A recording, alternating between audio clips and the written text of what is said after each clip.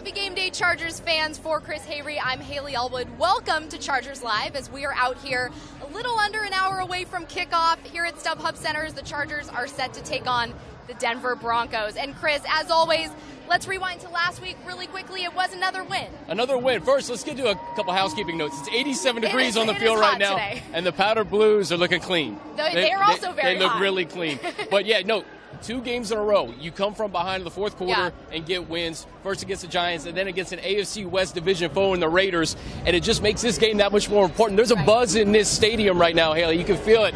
And the Chargers have an opportunity to get their first win in Los Angeles since 1960, their second straight division win, and then their third straight win in a row. That would be huge. And you talk about a buzz and you talk about a level of confidence. These guys are playing so confidently right now.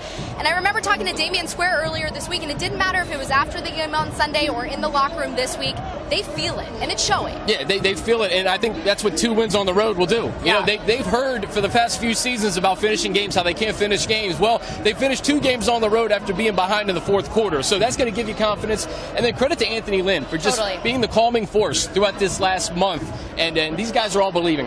It's so nice to flip the script and be able to have the offense have the ball in their hands at the end of the game, do what they need to do to win. Yep, and I talked to Dan Wojcicki about that on our Chargers podcast this week, about finding that offensive identity. And I think the Chargers may have found that offensive identity. A lot of Melvin Gordon. Hunter Henry, as these speakers blare in your ear.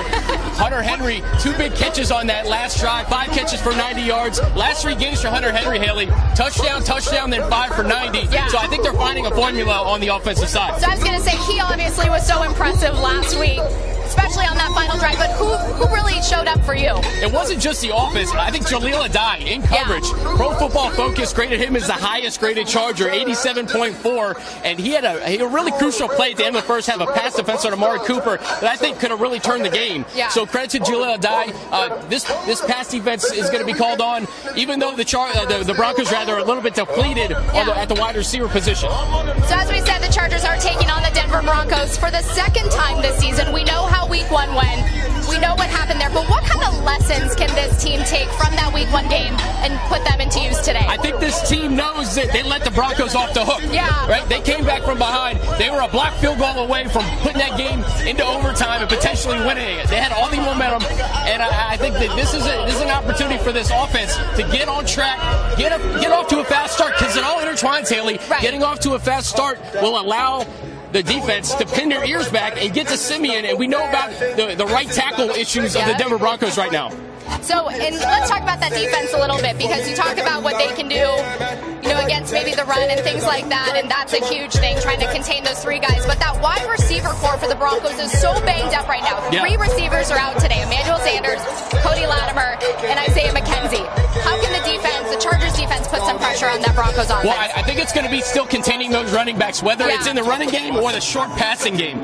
Those running backs, 15 carries for 38 yards last week against the Giants. Devontae Booker, in his second game back, he had 4 catches for 78 yards. So I think what Mike McCoy's going to do is try to feature those running backs, whether it's in the short passing game or the running game. Chargers have to respond. That's been their weakness. If they can respond and stop them, that allows Ingram and Bosa to pin their ears back and go. Totally. What can you say about Demaryius Thomas, knowing he's not fully healthy? He was taken off the injury report on Friday, but he's been battling some stuff. He won't be the same old DT that we see, week in and week out. And despite that injury, he had a good game. 10 receptions for 133 yards, but he had a lower leg injury in that game on Sunday. But he's going to give it a go here, and he'll be the guy that they feature, I think, on the outside. But without Emmanuel Sanders, this does give this Chargers defense an opportunity, like I said, to get to Trevor Simeon. That right tackle position, Haley, we talked about it. Menelik Watson, he's out. His backup, Billy Turner, was put on IR Tuesday. His backup, Donald Stevenson, is out. They're starting Alan Barbary, their backup guard at right tackle today, and Garrett Bowles on the left side. Melvin Ingram had a sack and a half against Bowles in Week 1. So again, these 2 guys, when you have all pros like these 2 guys, you have to exploit your opponent's weakness. Bosa also had a sack and a half in that first game. I believe Chris McCain had another sack. So he did. When you talk about pressure, they put it on in Week 1. They should be able to turn it on again today. They should. And Bosa had a sack last week against the Raiders. And I just think Trevor Siemian threw 50 times last week. And if you can get the Broncos off script, make Trevor Siemian throw the ball, you have those opportunities to get to the quarterback. All right, let's talk a little Chargers because we got a couple injury updates, obviously, that Corey Liuget and Joe Barksdale will both be out for today's game. Michael Schofield expected to start in Barksdale's place and Darius Philon for Liuget. Schofield, this is a little reunion for him. Yeah, his whole team. So he'll have a chance to go against, and he knows this defensive line better than anybody when we talk about Von Miller and company. So Schofield has played well in relief, and he's going to get the start at right tackle today. And I think it's a game for Melvin Gordon to continue to just pound the football, get that volume, not only in the running game, but in the receiving game. How much of an impact has Gordon made, particularly in the receiving game? Yeah, that's been huge, Haley. Yeah. I think the 9 catches last week solidified that. They're going to use him as the centerpiece of this offense. So I think getting Gordon out in space, letting him do what he does, and also just the volume in the running game out. We talked about this on Friday. What I want to see from Melvin is that yards per carry go up. Because if he can continue to get like 4 or 5 yard chunks, it's great. But we want to see a 20-yard run. We want to see a 30-yard run and keep this offense on the field, give this defense a break. What can you say about Darius Philon? Here's a guy who has struggled with inconsistency in his play a little bit over his couple first seasons in the league. Yeah.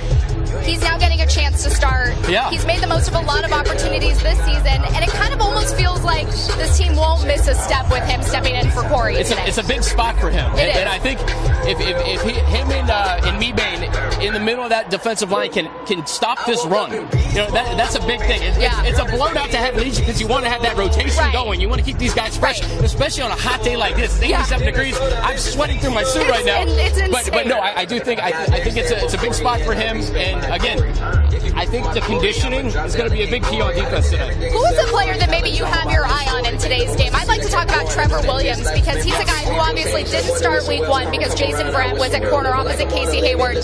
But he's made the most of his opportunities. He had his first interception last week on Derek Carr. He's made an impact. He's made an impact. And when you don't hear his name during a game, that's a good thing. That's a good thing. You did hear his name on that interception last week, which is good. I think the defense really did its job last week. They intercepted Carr twice. The offense could not take advantage of those turnovers. But Trevor Williams certainly, and for me, I think it's Hunter Henry. Yeah. Those 5 catches for 90 yards, that last drive, we saw something. The Giants, Evan Ingram, the rookie tight end, 5 catches, 83 yards, and a touchdown last week against the Broncos. So I think Hunter Henry is going to have some opportunities to make some big plays. Hopefully Philip targets him early and often. Get him going sooner than later, rather. What can you say about the AFC West? Because this division's kind of tightened up a little bit, and it would be super important. Oh, sorry, go on. I can't read. I know.